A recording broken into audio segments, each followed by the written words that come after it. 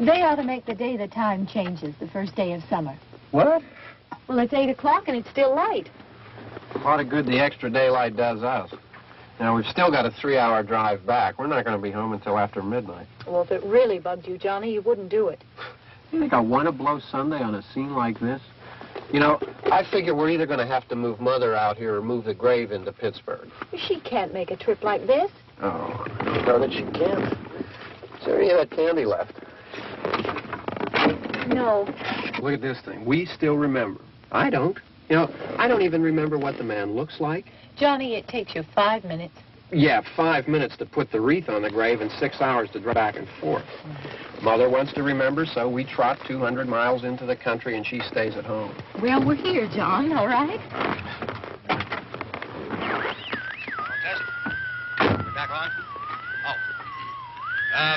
Ladies and gentlemen, we're coming back on the air after an interruption due to technical problems.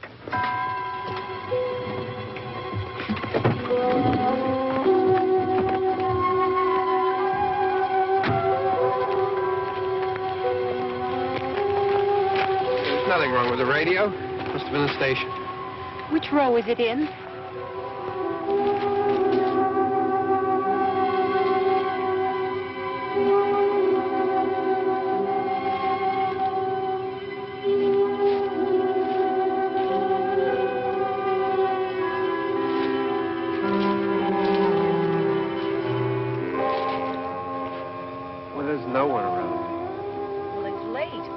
Gotten up earlier. Oh, look, I already lost an hour's sleep on the time change. I think you complain just to hear yourself talk.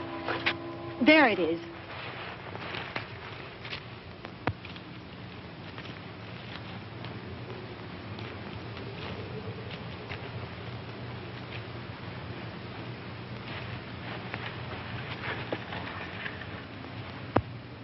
I wonder what happened to the one from last year. Each year we spend good money on these things. We come out here and the one from last year's gone. Well, the flowers die and the caretaker or somebody takes them away. Yeah, a little spit and polish. You can clean this up. Sell it next year. Wonder how many times we bought the same one.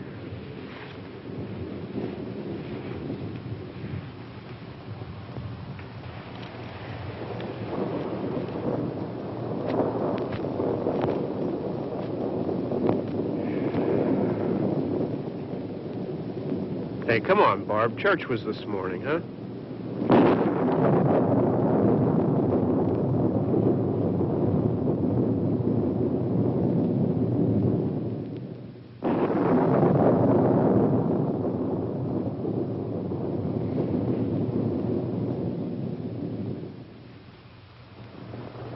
I mean praying's for church, huh? Come on. I haven't seen you in church lately. Well, there's not much sense in my going to church. Do you remember one time when we were small, we were out here? It was from right over there. I jumped out at you from behind the tree, and Grandpa got all excited, and he shook his fist at me, and he said, "Boys, you'll be damned to hell." Remember that? Right over there. Well, you used to really be scared here. Johnny, You're still afraid. stop it now. I mean it. They're coming to get you, Barbara. Stop it. You're ignorant. They're coming for you, Barbara. Stop it. You're acting like a child. They're coming for you. Look, there comes one of them now. He'll hear you. Here he comes now. I'm getting out of here. Johnny.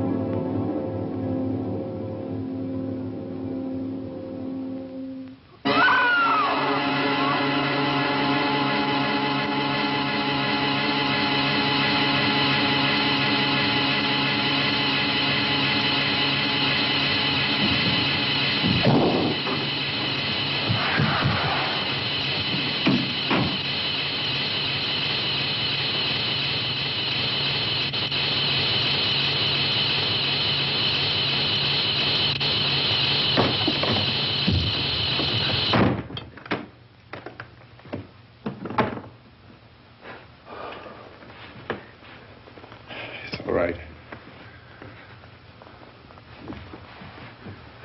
Don't worry about him. I can handle him. Probably be a lot more of them as soon as they find out about us. The truck is out of gas. This pump out here is locked. Is there a key? We can try to get out here if we can get some gas. Is there a key?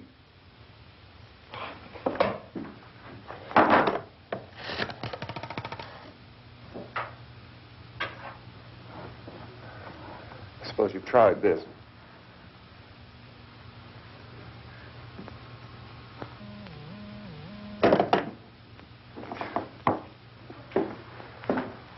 Do you live here?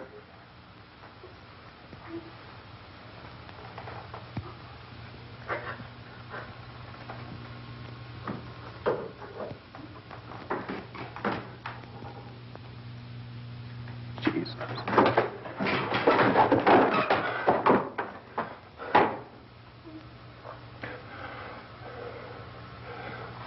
We've got to get out of here. We have to get to where there's some other people. Maybe we better take some food. I'll see if I can find some food.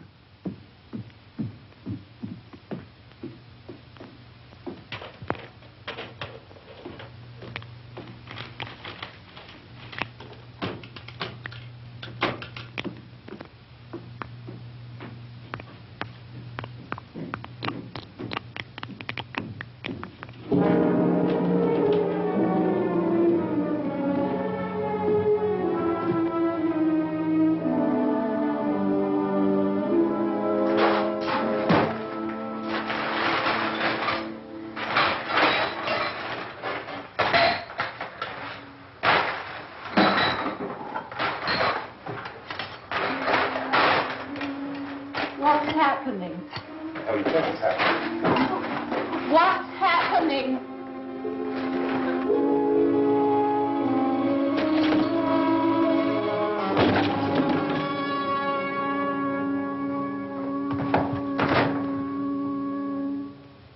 Two of them.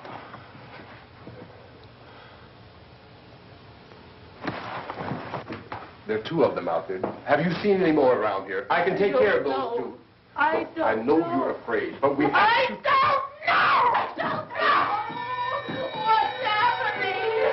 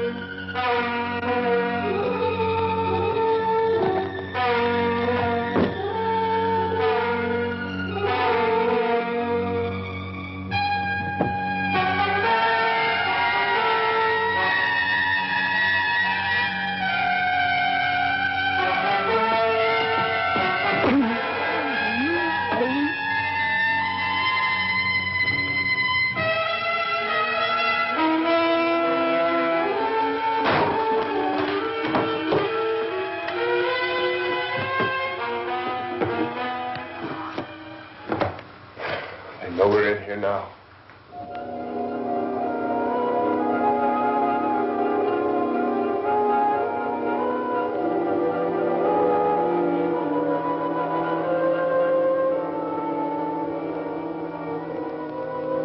Don't look at it.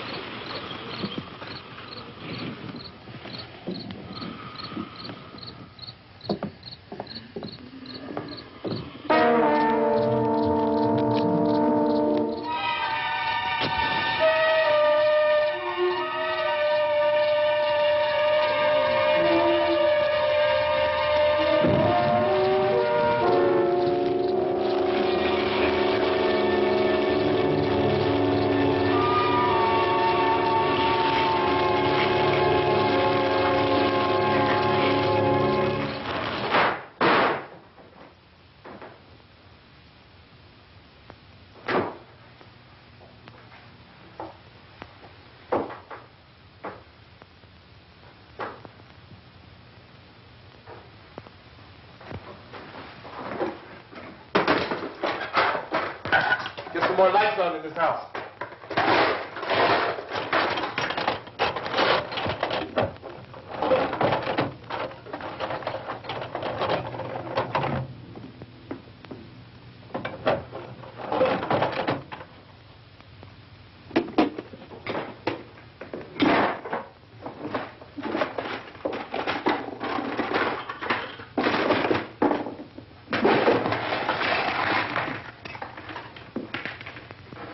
Why don't you see if you can find some wood, some board, something there by the fireplace, something we can nail this place up.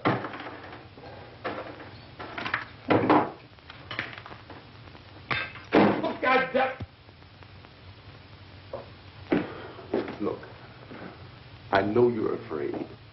I'm afraid too. But we have to try to board the house up together. Now, I'm going to board up the windows and the doors. Do you understand?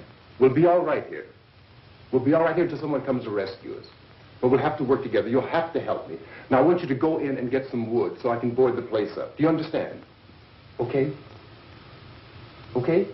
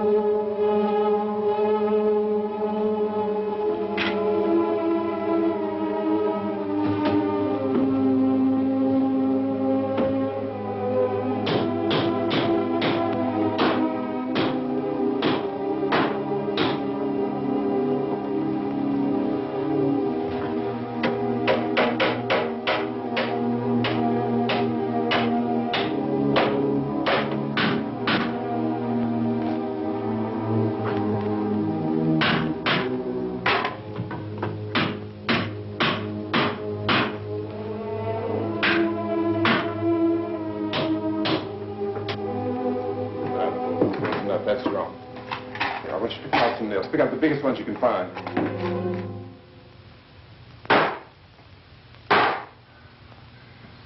There, this room looks pretty secure. If we have to, we can run in here and board up the doors.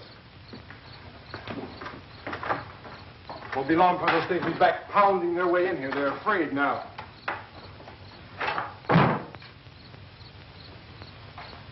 They're afraid of fire. I found that out.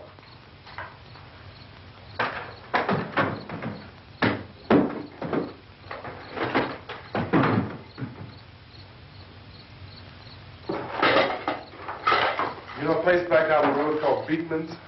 Beekman's Diner?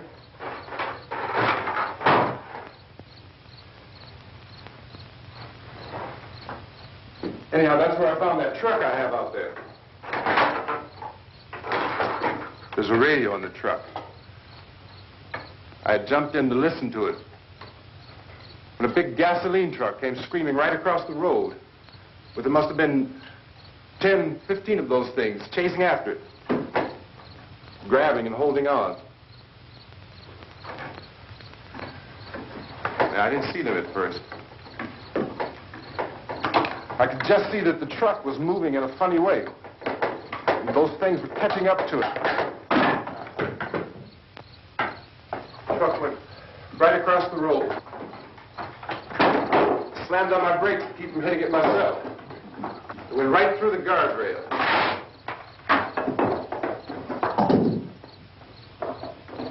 I guess the driver must have cut off the road into that gas station by Beekman's Diner. It went right through the billboard, ripped over a gas pump, and never stopped moving. By now, it's like a moving bonfire. Didn't know if the truck was going to explode or what. Still hear the man screaming.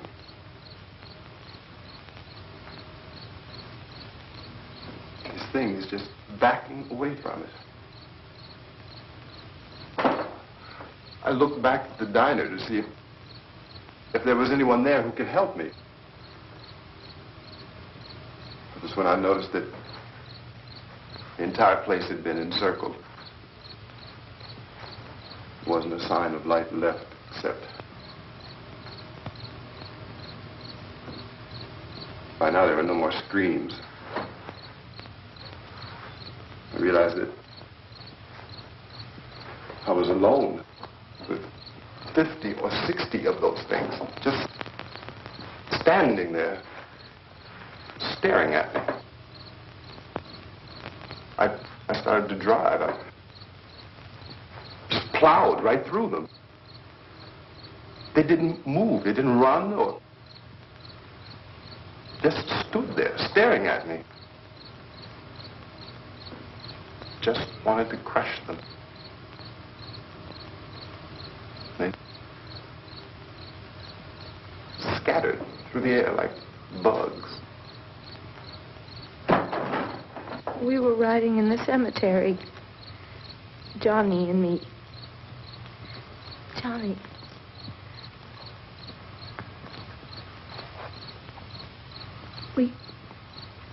We came to put a wreath on my father's grave.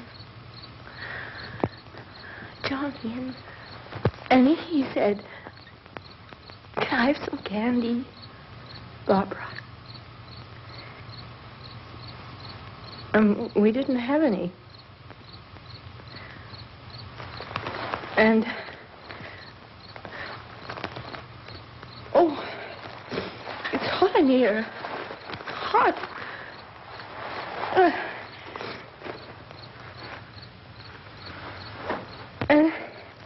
And he said, "Oh, it's late. Why did we start so late?" And I said, "Johnny, if you'd gotten up earlier, we wouldn't be late." Johnny asked me if I were afraid. And I said, "I'm not afraid, Johnny." And then this man started walking up the road. He came slowly, and Johnny kept teasing me and saying, "He's coming to get you, Barbara." And I laughed at him and said, Johnny, stop it. And then Johnny ran away. And I went up to this man, and I was going to apologize. Why don't you just keep calm? And I looked up, and I said, Goody. And he grabbed me. He grabbed me, and he ripped at me. He held me, and he ripped at my clothes. I think you should just calm down. Oh, I screamed, Johnny! Johnny, help me! Oh, help me! And he wouldn't let me go. He ripped. And then Johnny came and he ran and he fought this man. And I got so afraid. I ran.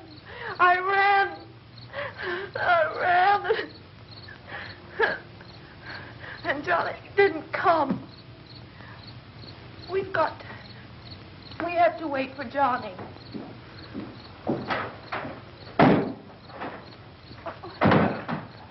Maybe we better go out and get him.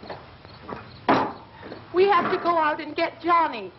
He's out there. Please, don't you hear me? We've got to go out and get him. Please! We have got to go get Johnny! Please help me! Please! Don't you know what's going on out there? This is no Sunday school picnic. Don't you understand? My brother is alone! Your brother is dead. No! My brother is not dead! Oh.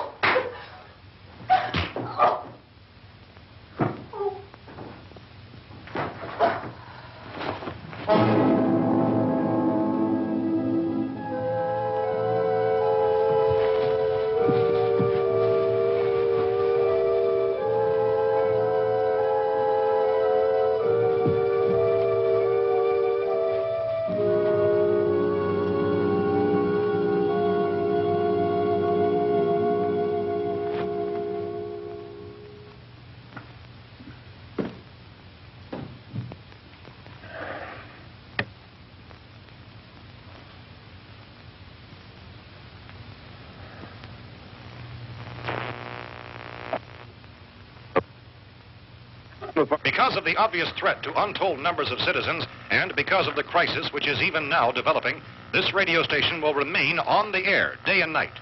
This station and hundreds of other radio and TV stations throughout this part of the country are pooling their resources through an emergency network hookup to keep you informed of all developments. At this hour, we repeat, these are the facts as we know them. There is an epidemic of mass murder being committed by a virtual army of unidentified assassins. The murders are taking place in villages, cities, rural homes, and suburbs with no apparent pattern or reason for the slayings. It seems to be a sudden, general explosion of mass homicide. We have some descriptions of the assassins. Eyewitnesses say they are ordinary-looking people. Some say they appear to be in a kind of trance. Others describe them as being... And factory workers are being urged to stay at their places of employment, not to make any attempt to get to their homes. However, in spite of this urging and warning, streets and highways are packed with frantic people trying to reach their families or apparently to flee just anywhere. We repeat, the safest course of action at this time is simply to stay where you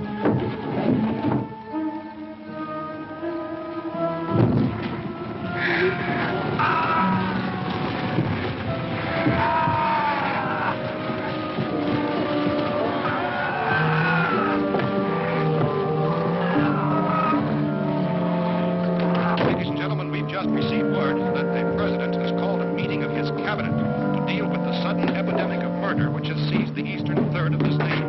The meeting is scheduled to convene within the hour. Members of the presidential cabinet will be joined by officials of the FBI and joint teams behind closed doors. The White House spokesman, in announcing this conference, says there will be an official announcement as soon as possible following that meeting. This is the latest dispatch just received in our newsroom. Latest word also from National Press Services in Washington, D.C. now tells us that the emergency presidential conference, which we've just mentioned, will include high-ranking scientists from the National Aeronautics and Space Administration. That's the extent of this latest bulletin meeting. Members of his cabinet, the FBI, the joint chiefs of staff, and the scientists from NASA within the hour.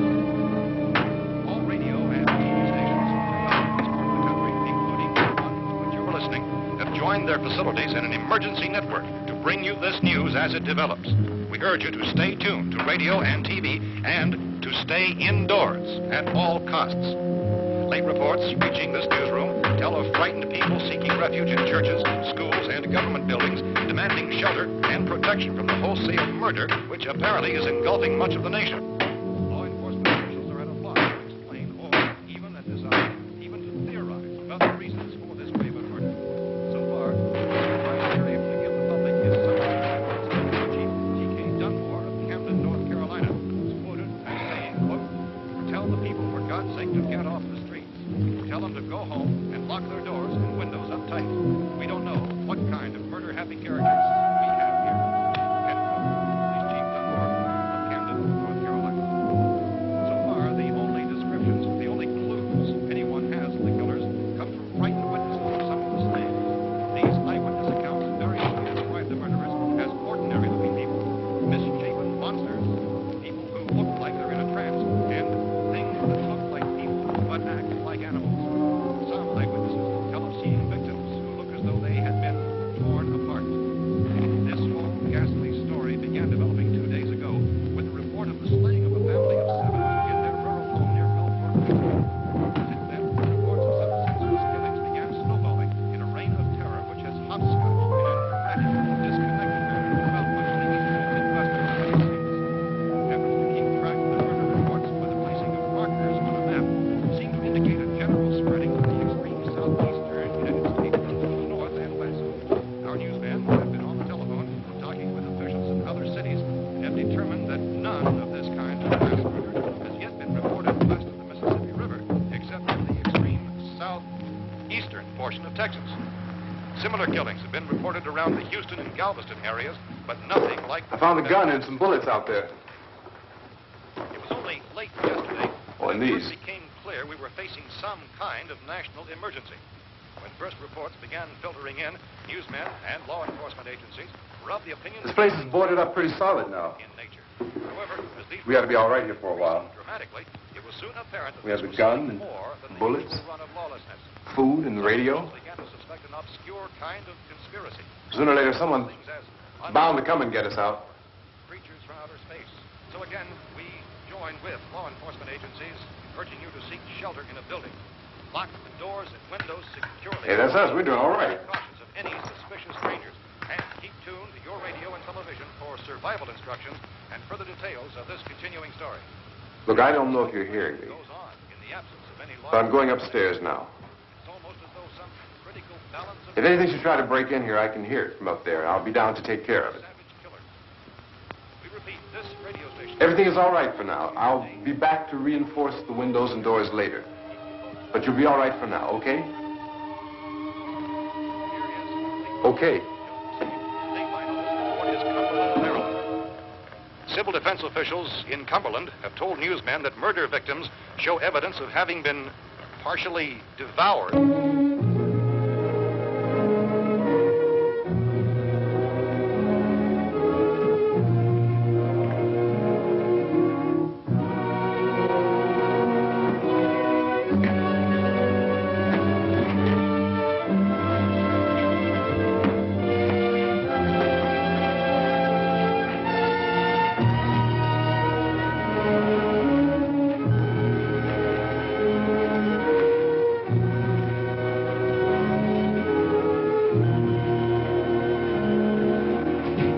Consistent reports from witnesses to the effect that people who acted as though they were in a kind of trance were killing and eating their victims prompted authorities to examine the bodies of some of the victims. Medical authorities in Cumberland have concluded that in all cases, the killers are eating the flesh of the people they murdered. Repeating this latest bulletin just received moments ago from Cumberland, Maryland, civil defense authorities have told newsmen that murder victims show evidence of having been partially devoured by their murderers. Medical examination of victims' bodies shows conclusively that the killers are eating the flesh of the people they kill. And so this incredible story becomes more ghastly with each report. It's difficult to imagine such a thing actually happening, but these are the reports we have been receiving and passing on to you, reports which have been verified as completely as is possible in this confused situation. It is happening. and it would appear that no one is safe from this wave of mass murder.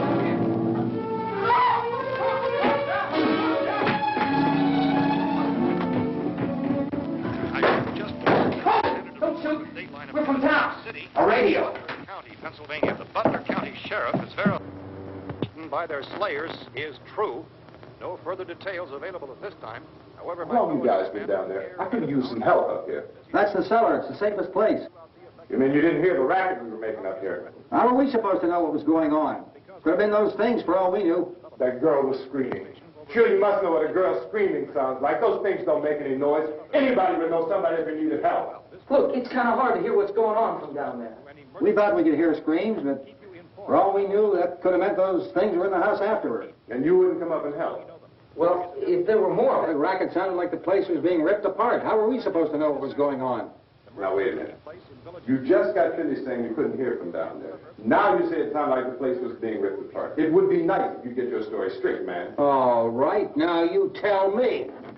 I'm not going to take that kind of a chance when we got a safe place. We luck into a safe place, and you're telling us we got to risk our lives just because somebody might need help, huh? Yeah, something like that. All right, why don't we settle this... Look, mister, we came up. Okay, we're here. Now I suggest we all go back downstairs before any of those things find out we're in here. They can't get in here. You got the whole place boarded up? Yeah, most of it. All but a few spots upstairs.